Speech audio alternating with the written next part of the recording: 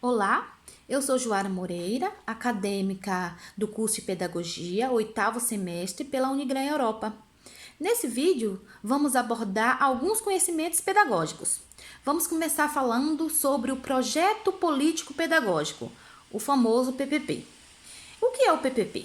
É um documento que é obrigatório para todas as escolas brasileiras, segundo a Lei de Diretrizes e Bases da Educação Nacional, a LDB. Podemos defini-lo também como sendo um conjunto de elementos orientador, das ações pedagógicas de todos da comunidade escolar. Para conceituar melhor o projeto político-pedagógico, vamos lançar um olhar sobre o nome dele. Como o próprio nome diz, ele é um projeto porque é um conjunto, de propostas de ações concretas a serem executadas por todos da comunidade escolar, Essas propostas são formalizadas em um documento, contém objetivos, estratégias e métodos para a realização dessas ações. Ele é político porque expressa um compromisso social de formação do cidadão e também é pedagógico porque traça planos, organiza e define as ações educativas da escola. Ou seja, o PPP pode ser considerado como a identidade da escola, pois cada escola tem suas metas, seus objetivos, cada uma constrói seu PPP de acordo com a realidade da sociedade que a escola está inserida. Agora vamos falar sobre os pilares da educação necessária à construção da identidade docente. A palavra pilar nos remete à sustentação, apoio, a suporte, base, algo que sustenta. Baseado no relatório da Comissão Internacional sobre os Direitos para o Século, a Educação para o século XXI, da Unesco, são 4 pilares sobre os quais a educação deve ser constituída. O primeiro pilar, é aprender a conhecer. O professor do século XXI deve ensinar o aluno a aprender, não mais ensinar por ensinar ou apenas transmitir conteúdos. Ele deve sim se valer dos conteúdos para que seus alunos aprendam a aprender.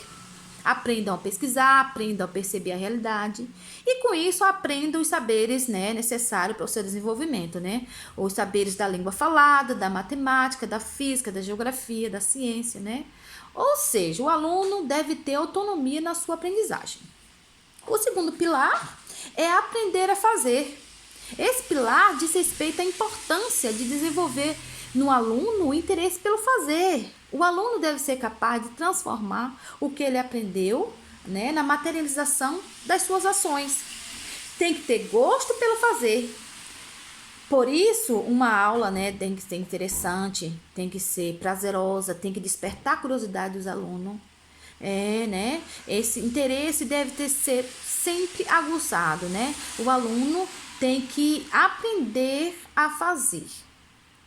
O terceiro pilar é aprender a viver junto. Esse pilar diz respeito à socialização do indivíduo. Ensinar o aluno a relacionar-se, a se socializar, a fazer amigos, a compreender a importância de trabalhar em grupo, a organizar-se em termos de equipe. Isso é fundamental.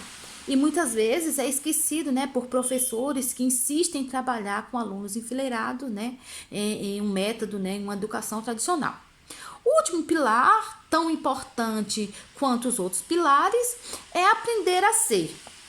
O aluno não pode repetir valores, como se repete conceitos prontos. É essencial que o professor ajude seus alunos a desenvolver o pensamento crítico, autônomo, ético e estético perante a sociedade.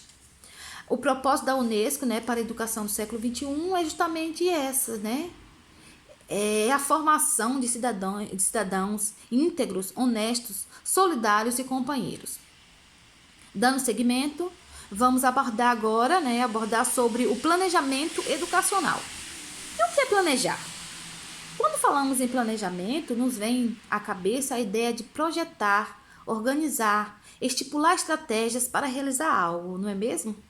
O ato de planejar é inerente ao ser humano. Todas as nossas ações precisam ser planejadas, né? Para que obtenhamos, né, sucesso, para que elas sejam bem executadas, elas devem ser bem planejadas. Num contexto educacional, não é diferente. O planejamento pode ser entendido como sendo, né, um conjunto de ações que projeta fazer algo dentro da educação. Assim, podemos dizer que existem muitos tipos de níveis de planejamento. E esse planejamento são necessários à atividade humana. Mas vamos aqui falar em 4, né, que são essenciais para a educação, no contexto educacional. O primeiro, o planejamento educacional, que é também denominado de planejamento do sistema educacional, sistema de educação, que é aquele que abarca os sistemas, né, educacionais em 3 níveis: nacional, estadual e municipal. Esse planejamento incorpora e reflete as grandes políticas educacionais. Depois temos o planejamento escolar, que é o planejamento da escola. Essa é aquela atividade que envolve o processo de reflexão, de tomar decisões sobre a organização, o funcionamento e as propostas, né, pedagógicas da instituição. Ou seja, é o planejamento da escola mesmo. Tem o planejamento curricular, que segundo Vasconcelos, essa modalidade de planejar constitui um instrumento que orienta as ações educativas na escola, né? Neste planejamento, a preocupação, então, é com a proposta geral, né, das experiências de aprendizagem que a escola deve oferecer aos estudantes, através aí dos diversos componentes curriculares. E, por último, o planejamento de ensino, que são as tomadas de decisões dos professores quanto sua atuação concreta no cotidiano. Se refere ao trabalho pedagógico do professor. Esse planejamento envolve as ações e situações e a constante interação entre o professor e os alunos e entre os próprios alunos. Porém, é importante, né, ressaltar aqui que o planejamento é um processo. E o resultado desse processo é o plano de aula do professor. O plano, que é um documento material, formal, concreto, né? O planejamento é o processo. E para finalizar, né, essa discussão sobre planejamento educacional, eu vou definir como um indicador das ações necessárias para a condução do processo de ensino e para que sejam atingidos os resultados desejados. Agora o último assunto, né, que iremos abordar, que é sobre como se dá a aprendizagem e o que é fundamental levarmos em consideração para que ela de fato aconteça na vida escolar do aluno. Para começar, vamos ressaltar que o aluno é o personagem, né, ele é o personagem, deve ser o personagem central do ambiente de aprendizagem. E, portanto, as atividades educacionais, né, as atividades do professor, devem estar sempre voltado para a cognição e desenvolvimento dos alunos. Ao meu ver, há 2 principais pilares para que a aprendizagem aconteça, que são as emoções e a motivação. As emoções são os primeiros pilares da aprendizagem. Por quê? Porque as emoções e a cognição interagem harmoniosamente no cérebro. E esse processo vai guiar aí a aprendizagem da criança. As emoções devem ter um valor diagnóstico para o professor. Por quê? Porque elas são indicativos, né, de cognição. Então, as emoções têm aí um valor diagnóstico. Alguns estudos mostram, né, que as emoções positivas promovem a memorização a longo prazo, enquanto as emoções negativas podem perturbar o aluno, desmotivar esse aluno, dificultar suas aprendizagens. Ou seja, essas emoções negativas que o aluno traz consigo pode afetar e muito, né, o desenvolvimento desse aluno. O aluno pode ficar fragilizado, se sentir inferiorizado, e assim pode atrapalhar a memorização, né, a sua aprendizagem. Então, é muito importante que o professor leve sempre em consideração o estado emocional de seus alunos. sejam eles decorrente de experiência da própria sala de aula ou de experiências trazidas de ambientes exteriores, né? Trazida de casa. O professor tem que estar sempre atento, né, ao emocional dos seus alunos.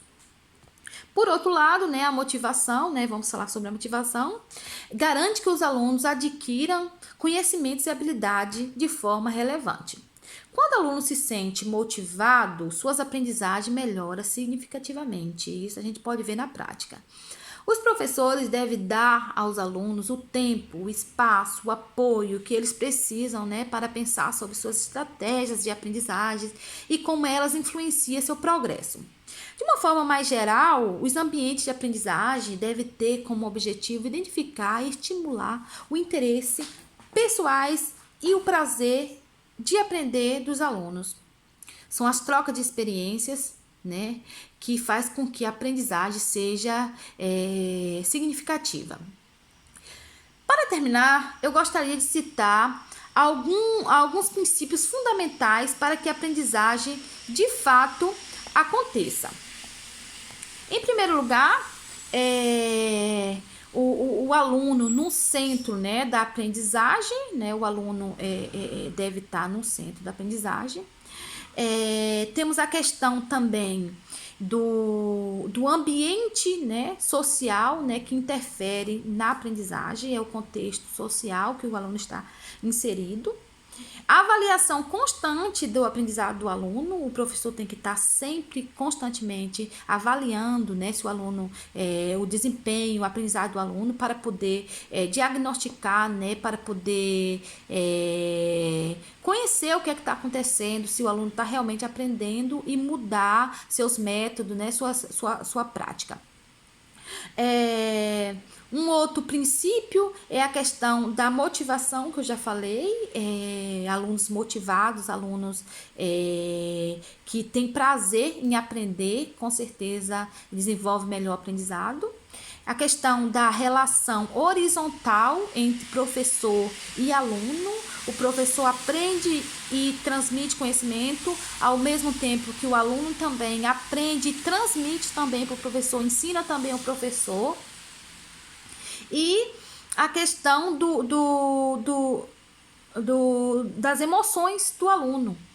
O emocional do aluno conta muito, né, para que uma aprendizagem significativa aconteça. Eu espero que tenha ficado claro. Até a próxima.